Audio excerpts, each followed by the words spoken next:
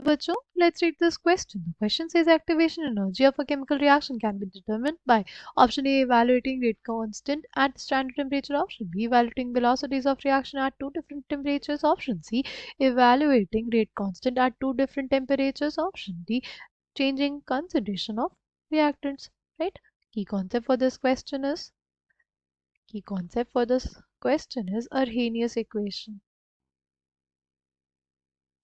Arrhenius equation.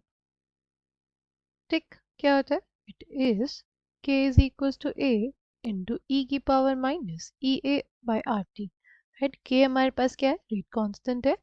ई ए क्या है? Activation energy है. आर है हमारे पास यूनिवर्सल गैस कांस्टेंट और टी टेम्परेचर है.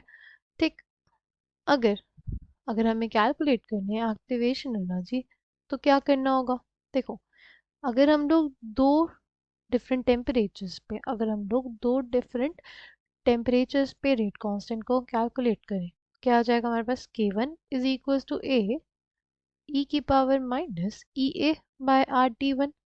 और k2 क्या आ जाएगा? k2 will be equal to A two e की power minus E a by R T to.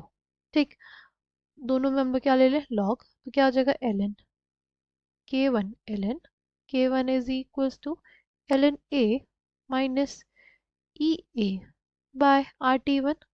और ln k2 will be equals to ln a minus ea by r t2.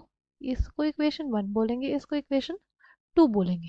ठीक, अब हम इन दोनों को सब्ट्रैक्ट कर देंगे तो क्या आ जाएगा? ln k1 minus ln k2 is equals to क्या आ जाएगा? ln a minus E a by R T one minus ln a minus E a by R T two. ठीक, क्या आ जाएगा हमारे पास? ये हमारे पास आ जाएगा ln k1 बाय k2. ये लॉग की प्रॉपर्टी का यूज़ किया हमने. ठीक, ln a से ln a कट जाएगा. क्या आ जाएगा? इज इक्वल्स टू आ जाएगा E a by R T two minus E a by R T one. ठीक, आ जाएगा E a by R one upon T two minus one upon T one. इनके जगह अगर हम लोग लॉग लिखेंगे तो 2.303 वाला फैक्टर आएगा. 2.303 log with the base 10 k1 by k2 is equals to E a by R one upon T two minus one upon T one.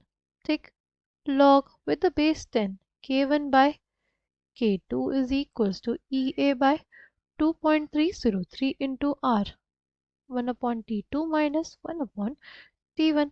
ठीक, तो इजीली हम लोग कैलकुलेट कर लेंगे क्या? ई ए. अगर हमें पता है रेट कांस्टेंट और टेम्परेचर्स तो हम लोग क्या इजीली कैलकुलेट कर सकते हैं? Activation energy.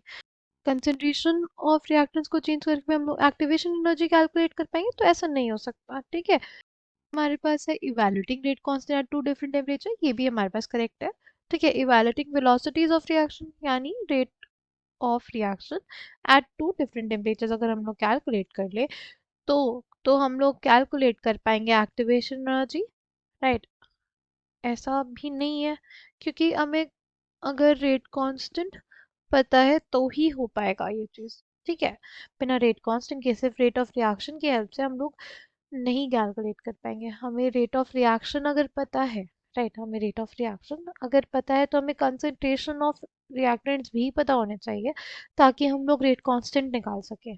ठीक, फिर evaluating rate constant eight standard temperature. ये भी हमारे पास गलत हो जाएगा क्योंकि हमारे पास रेट कांस्टेंट तो चलो ठीक है हमें पता चल गया, बट हमें रेडियस फैक्टर की वैल्यू ही नहीं है तो हम लोग यानी प्री एक्सपोनेंशियल फैक्टर्स की वैल्यू नहीं है तो हम लोग कैलकुलेट नहीं कर पाएंगे एक्टिवेशन एनर्जी. इसलिए correct answer for this question will be option C. Evaluating rate constant at two different temperatures will be the correct answer for this question. I hope you understood it well. Thank you and all the best.